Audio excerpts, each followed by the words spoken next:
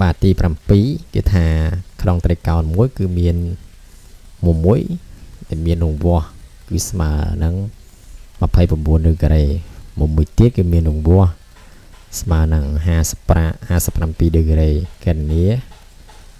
បាទរង្វាស់មុំទី3បាទចឹងគេឲ្យត្រីកោណមួយមកហើយគេយើងកណនីរង្វាស់មុំទី3ចឹងដើម្បីកណនីបានលុត្រាតែយើងប្រើបន្ទាត់ router ដើម្បីវាស់មុំបាទហើយមុំចុងក្រោយពេលដែលយើងបង្កើតបានជាត្រីកោណ2នេះពេលដែលបងអូនសង់ត្រីកោណសង់មុំ2នេះទៅហើយដែលយើងគូភ្ជាប់គ្នាបង្កើតបានមុំទី3ឯងចាំមុំទី3យើងវាស់បាទវាស់ router ទៅយើងឃើញមុំវាឯងបាទនេះគឺយើងអនុវត្តជាក់ស្ដែងអញ្ចឹងណាអញ្ចឹងឬក៏ម្យ៉ាងវិញទៀតយើងអាចយកវាមកបូកបញ្ចូលគ្នាស្មើនឹង180ចាំម្ដងបាទអញ្ចឹងមានថាមុំទី1បូកនឹងមុំទី2បូកនឹងមុំទី3គឺស្មើនឹង180អញ្ចឹងយើងដឹងហើយពេលយើងយកទាញរកមុំទី3យើងគ្រាន់តែយក180ដកមុំទី1មុំទី2មកបាទកន្លែងនេះបូកណា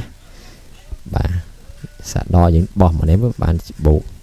ដោយសារនេះគេដាក់វងកញ្ចក់ណាបាទចានេះពេលដែលយើងបូកវាចូលគ្នាទៅគឺស្មើនឹង86ចឹងវាដកទៅគឺស្មើនឹង94អញ្ចឹងមុំទី3គឺស្មើនឹង80សំទោស94បាទមុំទី3នេះ84ចឹងបញ្ជាក់យើងទាំងអស់ម្ដងទៀតចឹងត្រីកោណហ្នឹងពេលដែលយើងបូកវាគឺត្រូវស្មើនឹងមុំរៀបរបស់យើងគឺស្មើនឹង180បាទចឹងយើងត្រូវចាំកន្លែងនេះបាទគ្រប់ត្រីកោណអស់បើសិនជាយើងបូកមុំត្រូវស្មើនឹង180បាទយើងត្រូវចាំកន្លែងហ្នឹងណាបាទទី9ទី8សំទោសគេថាមុំកំពូលនៃត្រីកោណសមបាតមួយមានរង្វាស់បាទ2/3នៃរង្វាស់ជ្រុងកែងបាទរង្វាស់ជ្រុងកែងគេនេះរង្វាស់បាទមុំបាតនៃត្រីកោណបាទទី8នេះយើងសាងសង់មកបាទនេះពេលយើងសង់ហើយណាអញ្ចឹងយើងដឹងហើយ2/3អញ្ចឹងគេថាកម្ពូលនៃត្រីកោណសមបាតមានរង្វាស់8/6នៃត្រីកោណតែកន្លែងនេះគេថា2/3បាទអញ្ចឹងកន្លែងគេដាក់2/3វិញបាទ2/3បាទចឹងយើងគុណជាមួយនឹង90 2/3គុណជាមួយនឹង90បាទនេះពេលសម្រួលក៏បាន60ចឹងកន្លែងនេះគឺមុំវាគឺស្មើនឹង60ឯងបាទស្មើនឹង60ដឺក្រេណាបាទចាំបើនេះស្មើនឹង60ដល់កន្លែងនេះស្មើប៉ុន្មានមុំវា30 120ឯង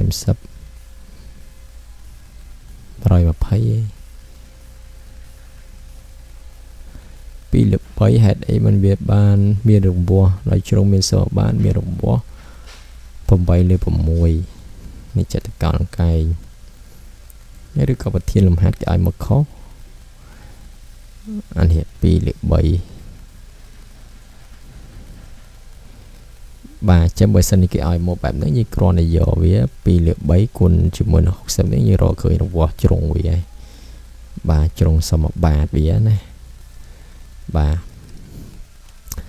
ទី7គេថាមុំស្រួចមួយនៃត្រីកោណកែងនឹងមានរង្វាស់2/5នៃមុំកែងគេធានាមុំស្រួចបាទ2/5កន្លែងនេះផ្លេចថាសមបាតវាត្រូវចែកនឹង2ដែរអញ្ចឹងយើងយកនឹងចែកជា2ទៅគឺស្មើនឹង30ចែក30នេះ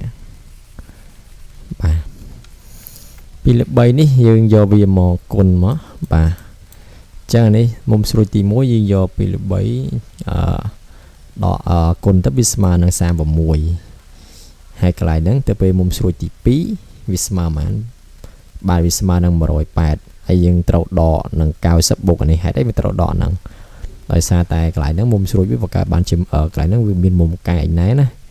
ចាំបងអូនត្រូវយកបាទបើយើងនិយាយចំនោះគឺយើងត្រូវយក180ដកជ្រុងទី2ដកជ្រុងទាំងពីរគឺទី1គឺជ្រុងកែង ទី1គឺមុំកែងទី2គឺបាទមុំស្រួចដែលយើងទៅរកឃើញនេះពេលដល់គឺស្មើនឹងបាទ54 degree បាទតែពេលដល់ទី10បាទសង់ត្រីកោណ ABCD បាទចឹងគេឲ្យយើងសង់ត្រីកោណហ្នឹងបាទទី1គេឲ្យយើងសង់ដោយស្គាល់ថាជ្រុង AB ហ្នឹងគឺស្មើនឹង5 cm ហើយមុំ B ហ្នឹងគឺស្មើនឹង7ឲ្យ70បាទជ្រុង BC ហ្នឹងគឺស្មើជាមួយនឹង7 cm ហើយមុំ C ហ្នឹងគឺស្មើ90 degree បាទហើយជាមួយជ្រុងបាទ AD គឺស្មើនឹង10 cm បាទគេឲ្យយើងសង់តែយើងសង់ចេញអត់បាទចេញយើងសង់មកនេះបន្តទៅយើងសង់បាទទី1យើងស្គាល់វានេះយើងស្គាល់ AB ទី1យើងសង់ AB នេះគឺ5 cm បាទហើយមុំវានេះមុំត្រង់ B នេះគឺស្មើនឹង70បាទនេះ70 degree ហើយបន្តមកទៀតគឺ BC ហ្នឹងគឺគេ5មកគឺ7 cm នេះហើយជ្រុងត្រង់បាទត្រង់ច្រង់អីមុំ C នេះគឺស្មើនឹង90 degree នេះ90ណាហើយចំពោះ CD នេះគឺស្មើនឹង10 cm បាទនេះគេសង់បានបែបហ្នឹងបាទត្រីកោណហើយ D នេះគឺចុងក្រោយអត់មានមុំទេបើយើងចង់រកមុំវាបងតរមុំ A សិនហើយមុំនេះបុកចូលគ្នាបាទ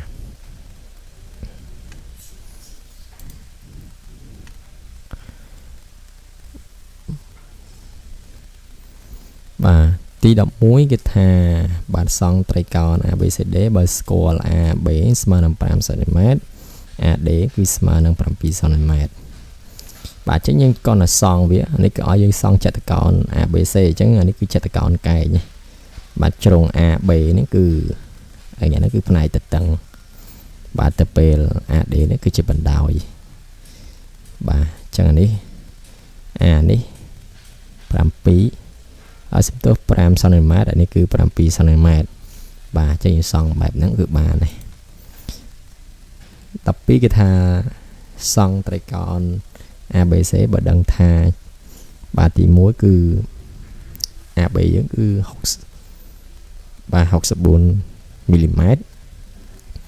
មុំ A មុំ BAC គឺស្មើនឹង5 cm បាទតែយើងសង់បែបហ្នឹង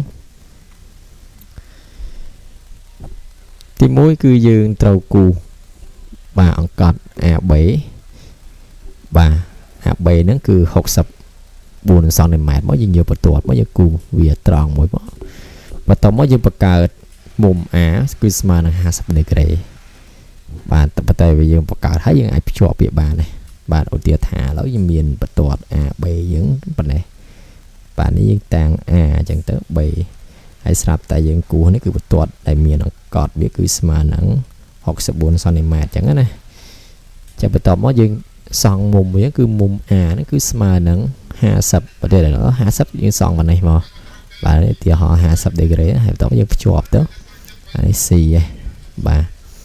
នឹងយើងបង្កើតបានមុំបែបហ្នឹងបាទនេះគេឲ្យយើងសង់ចតុកោណអូសំទោសមិនត្រីកោណទេចតុកោណបាទនេះបើតើបង្កើតមកគឺបាននេះមុំវាគឺ50 degree បាទហើយនេះគឺយើងកាត់វាមក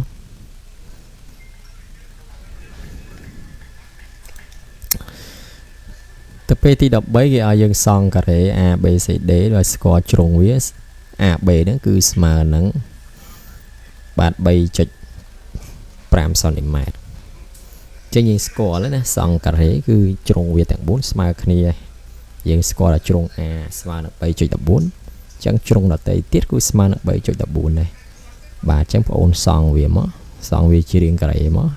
ហើយយើងរង្វាស់វាគឺស្មើនឹង 3.5 cm ចឹងណា